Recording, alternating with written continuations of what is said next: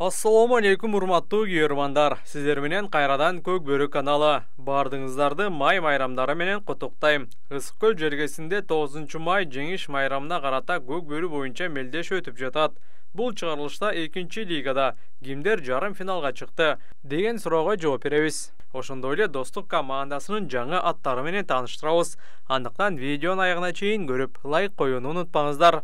Достук курамы улуу жеңиш турнирине даярдыктарын ийгиликтүү аяктап, оюн талаасына толук курамы даяр. Көпчүлүктүн суроосу болгон жекеме-жекенин аргымактары такталды. Алдыда Малыш жана Коён аргымагы команданын намысын коргойт.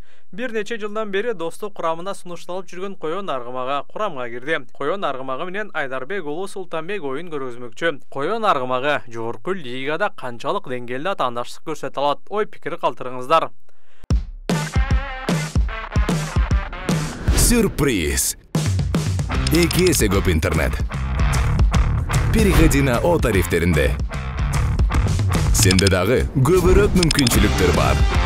Көбүрөөк баарлашуу, көбүрөөк көрүү, көбүрөөк ырахаттануу.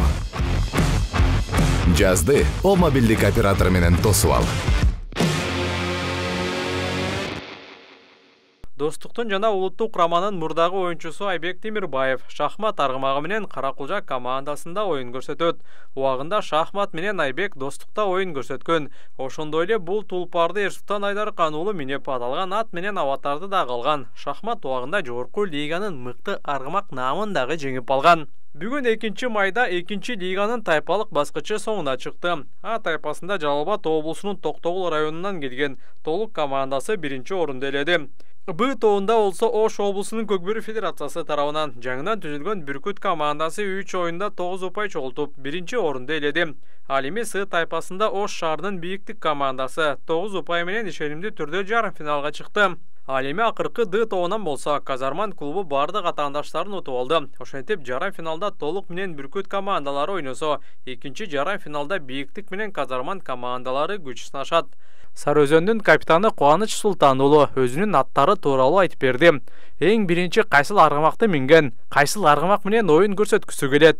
Бул суроолорго өзү төмөнкүдөй жооп берди. Мен жаңы келгенде ушу Самыр командасына келгенде башында Байтор деген торат минип, ошо менен эл оосуна илинип таанылгам. Андан кийин ошо 2014төн баштап ошо Байтор аргымагына мендим. Ошо Байтор аргымагы, ошо Байтор мени Кубаныч кылган Байтор. Кубаныч кылган Байторду балким мен Байтор кылдым деген ойдомун. Ошо мен ушу Байтор жерде калтырган жок. Ошо төбөмдү көкөлөтүп, ошо эл алдына алып чыгып таанып десем болот. Ошо мен жакшы көрүп, жакшы минген аттарым ошо бири Байтор болду. Көңүлүңүзгө толгон ат. Көңүлүмө толгон. Азыр дагы ошо каарса дагы да болсо 1-лигада ойноп жатат. Жакшы ат. Эми азыр көрүп жүргөндө мен ошол Ынтымак командасында ошо Кушчубай минип жүргөн Байтордун атты минсем деп ойлонуп коем да. Өзүмдүн көңүлүмө, купулума толот да. Күчтүү ат балбан ат. Ошол атты минсем мындай жакшы оюн көрсөтөт деген ойдомун. Эми Ноорузда БТР менен оюн көрсөткөм. БТР да жакшы ат. Буюрса ошо Ноорузда Самыр деген аргымак болчу. Ошо былтыр достук командасына жүргөндө мингем.